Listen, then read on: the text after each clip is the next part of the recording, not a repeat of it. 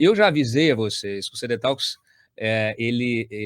a ideia, o objetivo do programa é a gente trazer gente que inspira, para você se inspirar, né, em exemplos, em pessoas que não se acomodam, pessoas que não ficam aí debruçadas no que outros estão fazendo, mas pessoas que querem realmente fazer, que querem mudar a sociedade, que querem colocar a mão na massa, aqui literalmente, né, Alcione. Primeiro eu queria que você contasse um pouquinho da tua história, e aí, na sequência, a gente vai falar da tua empresa. O que interessa aqui é o seguinte, trazer o exemplo, mostrar e até trazer um outro universo que as pessoas não conhecem, né? O universo de food techs, a gente discutir sobre um tema que é muito, muito presente na nossa vida no Brasil, a fome, né, e toda essa experiência humana e tecnológica. Aliás, talvez o grande barato, né, dessa tua inovação, da tua ideia, é justamente usar a tecnologia em benefício do ser humano. Alcione, conta um pouquinho, você é formada em engenharia de alimentos, você trabalhou em grandes empresas, e aí, de repente, deu um clique, você falou, não quero mais isso, eu quero agora fazer uma coisa minha, autoral, eu quero deixar minha marca. Como é que foi isso? Bom, Cláudio, acho que contar a história da Connecting Food, até da empresa, ela é muito mesclada à minha vida pessoal, né? Acho que eu não tenho nem como separar uma coisa da outra, né? É muito interessante, né? Esse clique ele demorou, ele não foi exatamente um clique instantâneo, foi um clique ali de quase 10 anos, né? Eu vim ali, como você falou, né? Eu sou formada em engenharia de alimentos, então muito naturalmente entrei no mercado corporativo, né? Trabalhei em grandes empresas, indústrias, varejos, indústria de bens de consumo. E é muito natural, né? Você ir seguindo a sua carreira e vai sendo promovida, né? Então eu me adaptei muito bem, né, ao mundo corporativo. Mas eu sabia que eu não tinha vindo assim para o mundo para fazer aquilo, mas ao mesmo tempo eu não tinha ideia, né, do que seria então Alguma coisa te incomodava, né? Super me incomodava. Eu brinco que a minha primeira crise existencial foi ali aos 27 anos, né? Olha. Dizem que tem essas viradas aí de 7 em 7 anos na vida do ser humano. Mas, ao mesmo tempo, eu não sabia, mas eu tinha um incômodo de pensar que todo o acesso que eu tive à educação, né, a trabalhar em grandes empresas, eu pude viajar e, né, visitar vários países do mundo, eu tive a oportunidade de morar fora, né, em outros países, e eu falei, poxa, né, todo esse conhecimento, todo esse acesso, eu poderia trazer para uma coisa um pouco mais significativa. Eu sempre fui muito feliz, né, na minha escolha de carreira, de profissão, então não passei ali por uma grande crise, ai meu Deus, quero, né, virar médica, não foi o caso, mas eu sabia que todo esse conhecimento ele poderia ser utilizado para algo maior, né, sempre tive essa ideia, mas realmente eu não sabia o que, não sabia como, e ali por volta de 2014, isso se tornou um pouco mais, digamos, premente assim na minha vida, né.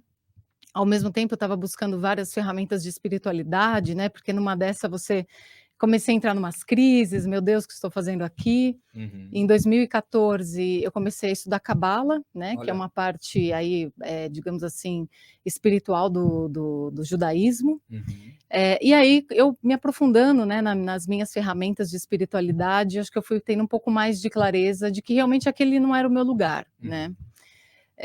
2015 eu estava, né, na última empresa que eu trabalhei, estava tendo assim uma grande reforma ali, né, de pessoas ali Interna da e tal, uma interna, né, reestruturação da empresa. reestruturações, enfim, e ali eu deixei claro que eu não queria continuar, né, enfim, né, a seguir com essa reestruturação. Eu saí dessa empresa no final de 2015, mais ou menos ali em setembro, outubro.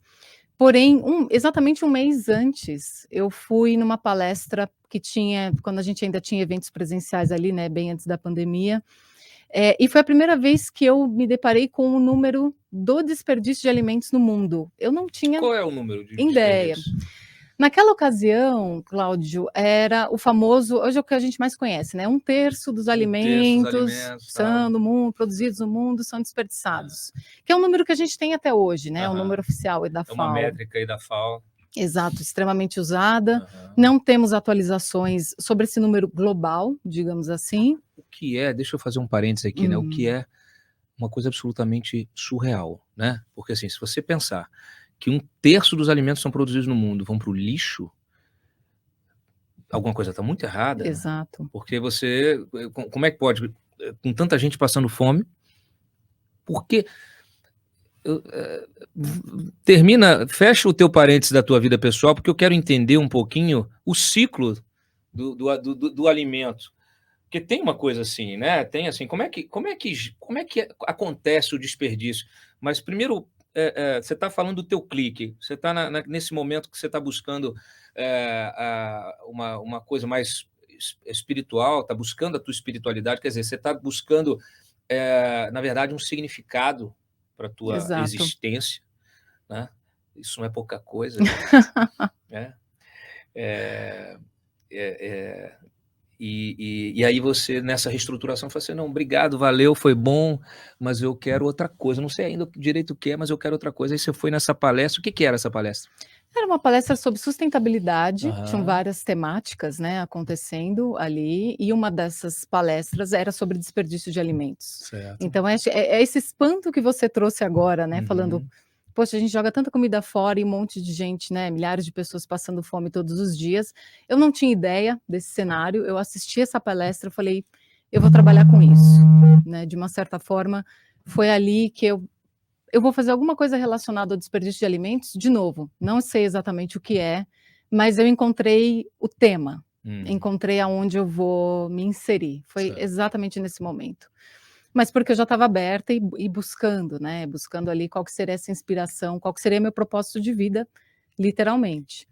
Eh, e aí sim, né, eu um mês depois eu saí dessa empresa que eu trabalhava, eu lembro bem Uhum. que era bem final do ano, eu saí numa sexta-feira, na segunda-feira, eu comecei a estudar profundamente tudo o que havia relacionado a desperdício de alimentos no mundo. Olha, Então eu sentei ali, 8 da manhã, lembro até hoje, e comecei Google, né, dados, informações, o que que esse tema, né, significa no Brasil e no mundo. uhum, E aí eu comecei esse grande mergulho, de entender, né, o que se passava nessa temática.